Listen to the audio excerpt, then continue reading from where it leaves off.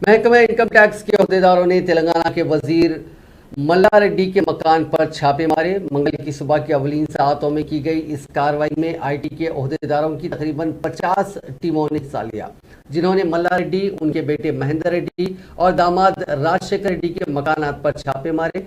मल्लारेड्डी के फर्जंद शहर हैदराबाद के नवाही इलाके कोम्पल्ली में रहते हैं। बताया जाता है कि टैक्स की चोरी के शुबे में ये छापे मारे गए। मल्लारेड्डी की बीवी Kalpana Reddy CMR educational society, Mallareddy educational society, Chandrama educational society, saint Martin's educational society की नायब सदर है।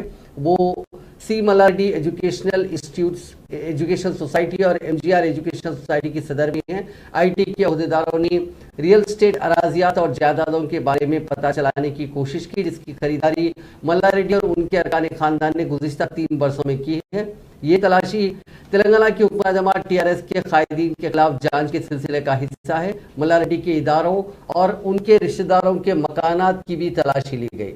कबल आईटी की टीमों ने तेलंगाना के वजीर सिविल सप्लाईज गंगोला कमलाकर के साथ साथ दीगर वज़रा, अरकान पार्लियामेंट, अरकान असम्बली के मकानात और दफातर की भी तलाशी ली थी।